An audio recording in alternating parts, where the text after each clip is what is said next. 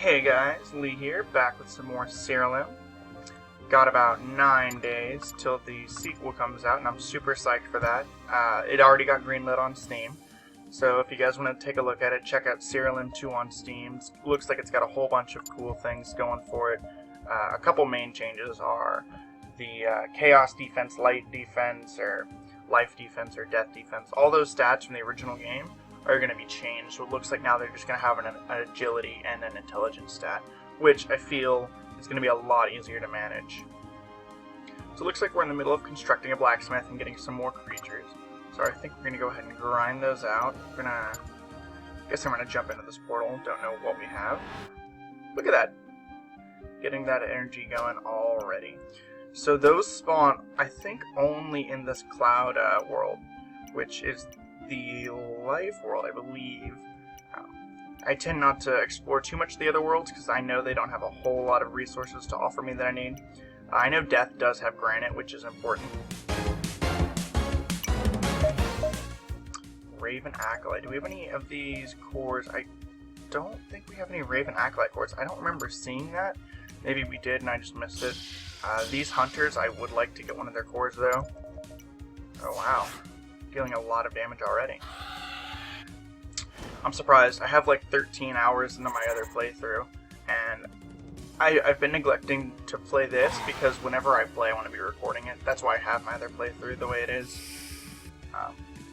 Because I don't want you guys to miss anything unless it's just going to be a straight grind fest, which I can kind of feel okay about. Looks like we got the cores I wanted from this. I don't think I'm ever going to make one of these Banshees. They just seem pretty terrible.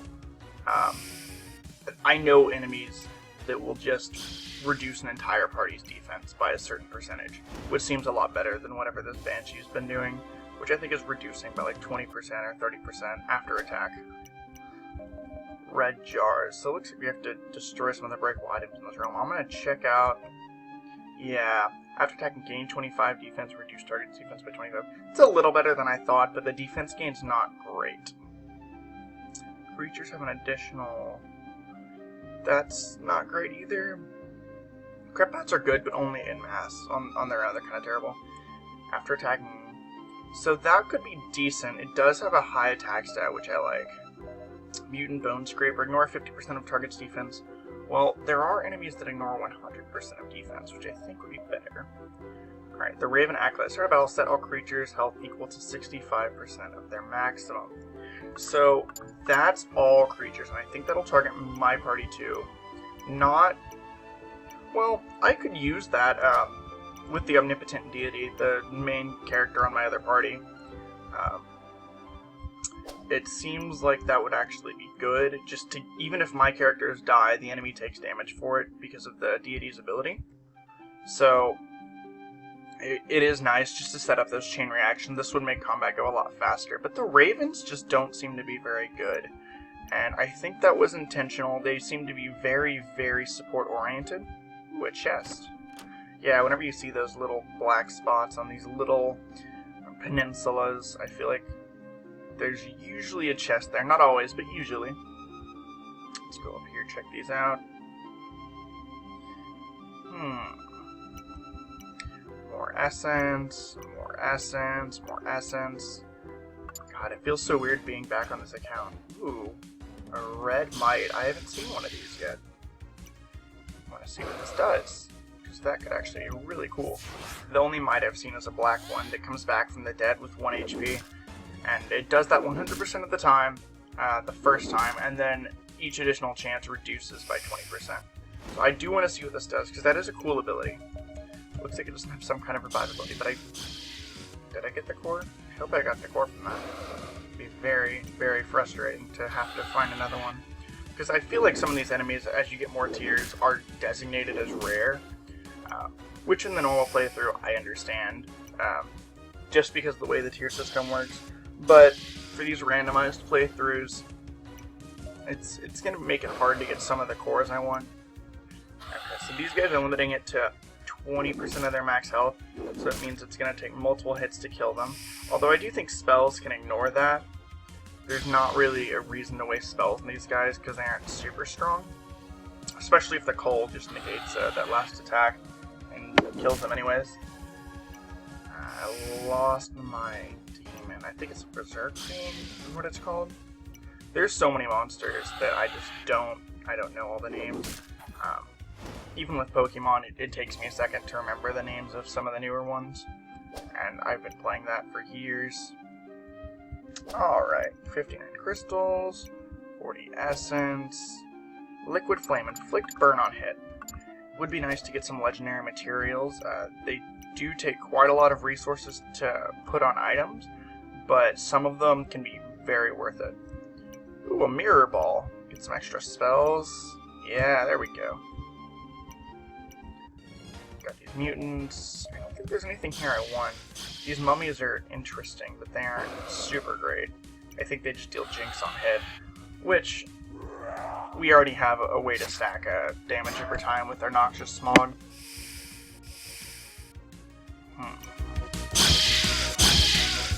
Bone Scraper ignores 50% of defense, and the Golem inflicts burn when hit.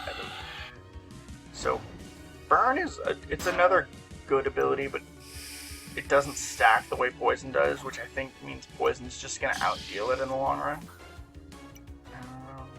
That's the fight. Alright. Yeah, these combats are a lot quicker. I am surprised. I remember these taking forever, and... Oh, okay. So we're gonna find this treasure golem. I don't know if it's the direction you're facing is where it spawns, or if it's just an area you're close to. We're gonna find this treasure golem, and hopefully we can kill him. I have killed them before. They are very tanky, and they just try to run from battle. They don't actually fight back. But you need multiple party members in your party, and it's like a puzzle. You gotta trap him and into combat, and then he will try to run. But every time you hit him, he drops a large amount of resources. So, if there is one that you find on a level, I would not suggest leaving the level until you've fought the golem. Even if you don't kill the golem, you still get the resources from the combat. So hopefully we can find him. I would like to kill him with a party of 4. I don't know if that's possible. For every auto attack on him, he does drop a large amount of resources, so I don't think that scales with like these multiple hit guys that people have going on. Although those percentage damage guys, anything that deals percentage damage of either max health or current health is great versus those golems. I feel like percent max health is just strictly better for obvious reasons. And I think in killing the golem, you get a large amount of resources in addition to what you've knocked off of him. So I'm going to run through these as quickly as possible and go find this golem. Hopefully we can also finish our duty while we're at it. Yeah, these hunters deal a lot of damage. I'm surprised. Hey, leprechaun. Or a dwarf. I don't want to bet any essence. Sorry, friend. Ew, trolls. Trolls are terrible. I feel like the Troll King needs a better ability. Its ability... I don't remember exactly what it was. I saw it last night. It's pretty bad. I was expecting it to, like, buff your other trolls or something like that. Because trolls they're a tribe in this game. Like, I would expect them to have some benefits of working together, but clearly not. Most of the teams I've seen involve using some combination of multiple Brimsmiths and a Nether Stronghold. The Stronghold being a way to soak up damage. The Smiths being very, very, very high damage dealers. Because they gain extra stats based on their artifact. So all you have to do is just buff up artifacts to deal a ton of damage and you'll be good to go. But the Strongholds have... they inherently have taunt, so their provokes soak up 100% of attacks instead of whatever the percentage is for provoking. Is the Banshee dead yet? Dang. Alright. Banshee's down. We're going to take down this Faith Hunter. Maybe I'll get a core off of him. Or her. Let's see. Grab this core. Nope, no core. Got a core. There we go. Poison damage OP. Alright. These Exalted Emblems are good too. Great for getting, I think it's like the Nightmare Gargoyle, something to... Ah, there's the Golem! We just saw him. We're gonna get him. So the goal is to trap him.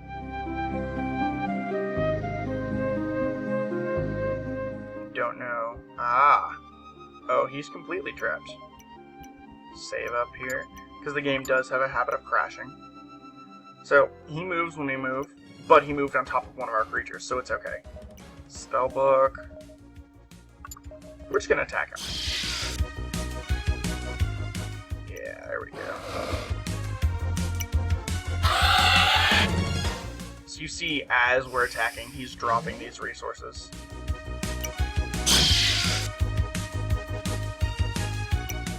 So, hopefully we'll continue to block his path until he dies. That'd be very awesome, especially getting these large chunks of granite, which are...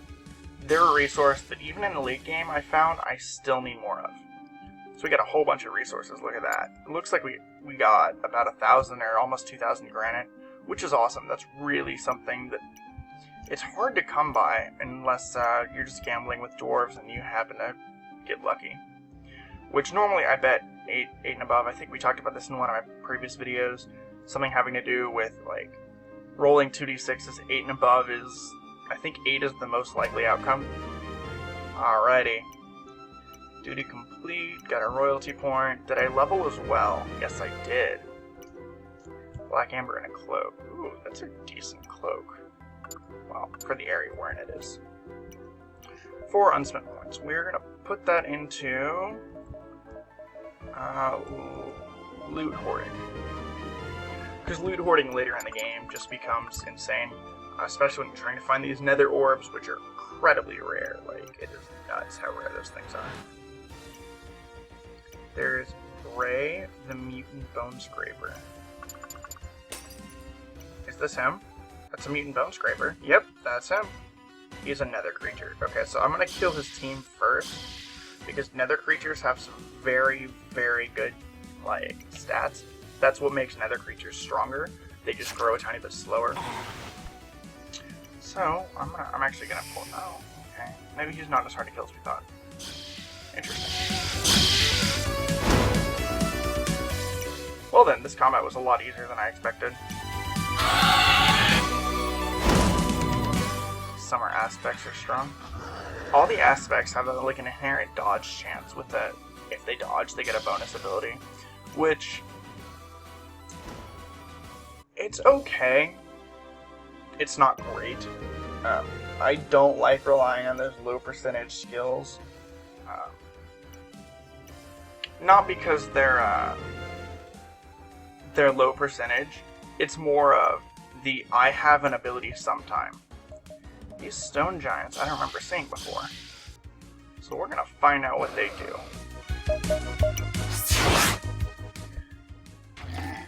I have seen a lot of the giants in the past generally have good abilities.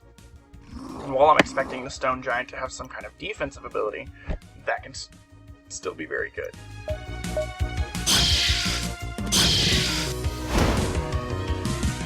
Let's see here. Kill these aspects.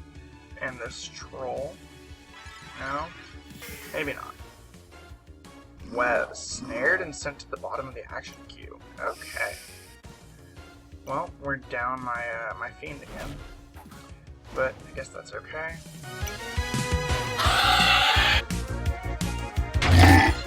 Let's see here.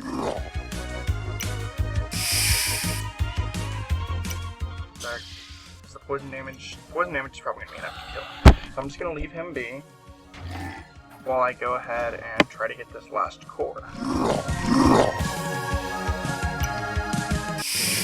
Hopefully the poison doesn't kill this guy. I don't want to get him to mortal just in case. Oh, I got the core anyways. Okay, cool. Alrighty, looks like we got 2 more cores. We're gonna find out what these do. And that is one of the things I enjoy about this game. Creature deals 30% more damage for each creature between itself and the targeting action key. So that can be very, very, very powerful. it's not going to let you focus fire nearly as well, but it might just destroy your target depending on what you're fighting against. Later in the game, that's going to be a lot harder to do, and it's not going to deal nearly as much damage. So I feel like the scaling on that won't be as good, because when you get to the higher levels, it just doesn't matter how good your stats are, you will get outscaled. Because the way the game works is, I think it's your average party level plus the realm -2, because I think at the floor 1, your enemies are 2 levels below you, then at floor 2 they're 1 level below you, and at 3 they're on level. After that, I think it scales up. And I don't know for sure, but that is the way it was explained on the sites I checked. And so far it seems to be accurate, although I'm only at like level 20, and that seems to be probably the highest I can go without just like skipping my duty. Ooh, a new enemy Terror Hound. I don't know what this does. We're gonna find out. Hopefully. Nope, we're not gonna find out. I lied. I'm sorry. I'm a liar. Giant strength on Stone Giant. That seems good. Okay, cool. Is the golem took 108 and it's fine? Okay, now it's dead. That call too strong.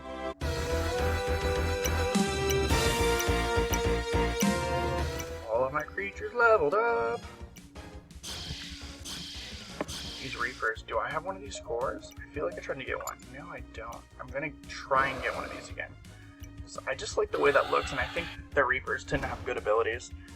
Usually I would expect the cooler looking monsters to have better abilities, not only just to attract players, but when you're creating a character in a game, usually the cooler the character looks, at least to you, the creator, the stronger you're gonna make him. And that has been my experience watching other people create games. Whenever I'm creating my games, that's kind of the way I like to do things. Or a certain class that I really like is probably going to be a tiny bit stronger than the rest of the classes, or they're going to have some combination of skills that I personally would enjoy playing. Because if you can't enjoy your games, you can't expect other people to enjoy them. So it looks like we got that Reaper core. Now I'm going to try and kill him as quickly as possible, just so I don't have to deal with him. Poison damage got him. And now, badly injured and provoking. Hopefully you're going to die to poison damage.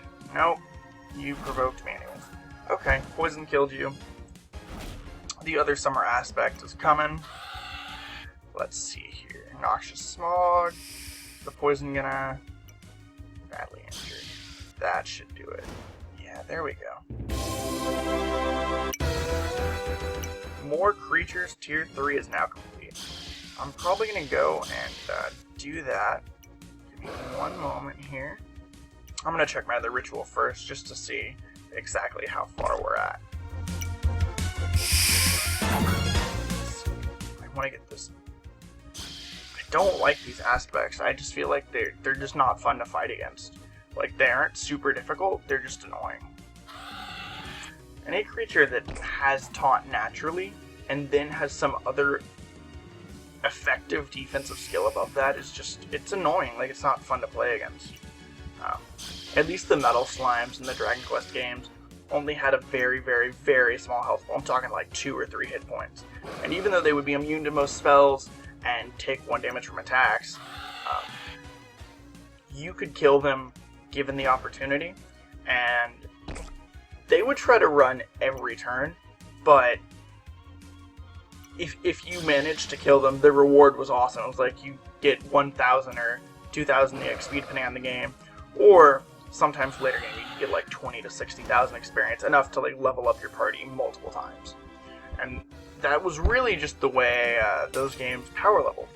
It was awesome. Alright. I've done my duty. We're gonna go check out this Reaper core. Oh, the Might Scrummager. Creature has a double chance for artifact. Oh, that's cool. That might be useful. After attacking, 65% chance to afflict the target with Haunt every turn.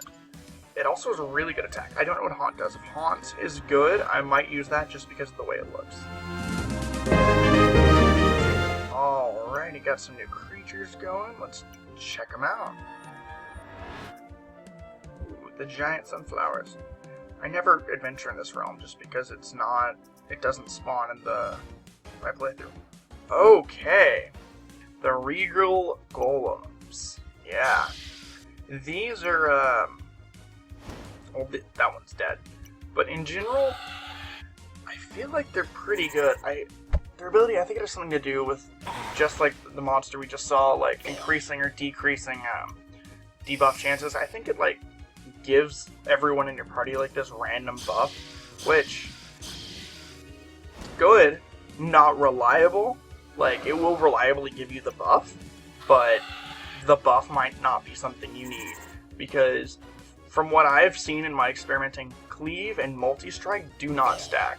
So Cleave is, if you hit something, it hits the enemies on the left and right of it, which is good, and Multi-Strike gives you multiple chances to attack over and over and over again.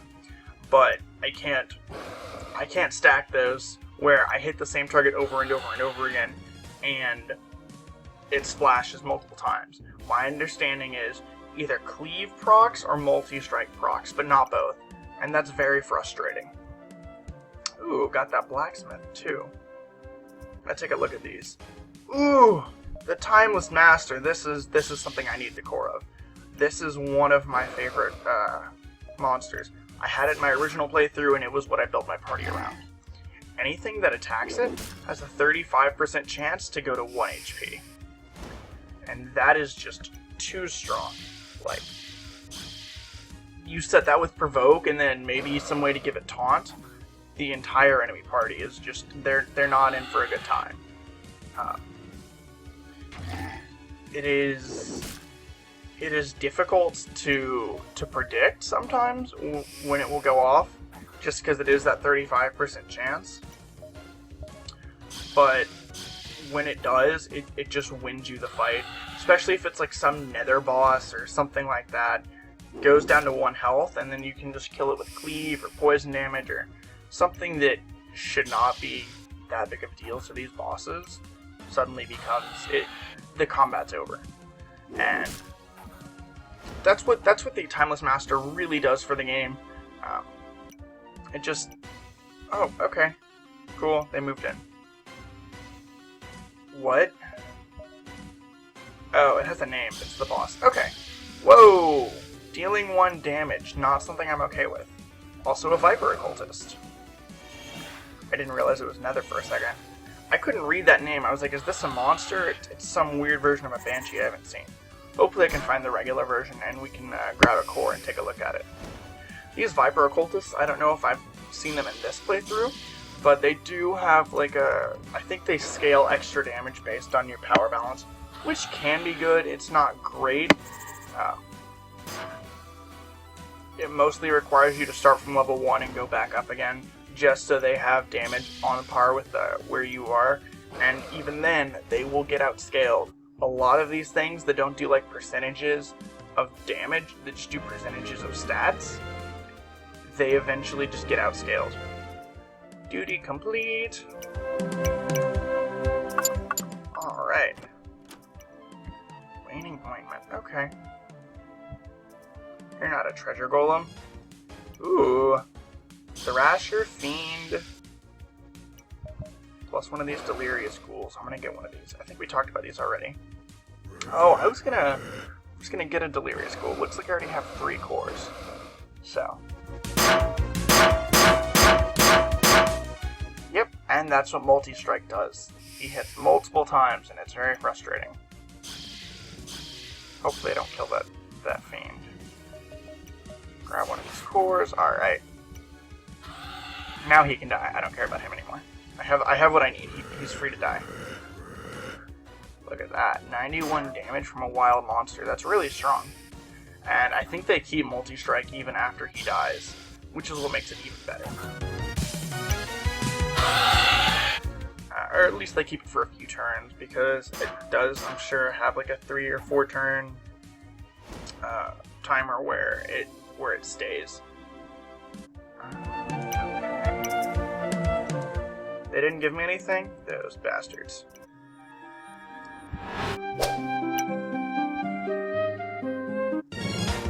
Ew. Oh god. I'm just gonna run. There's not even...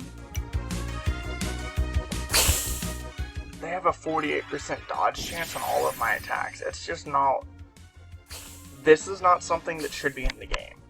Like, enemy parties like this just should not exist. Right? Does that make sense?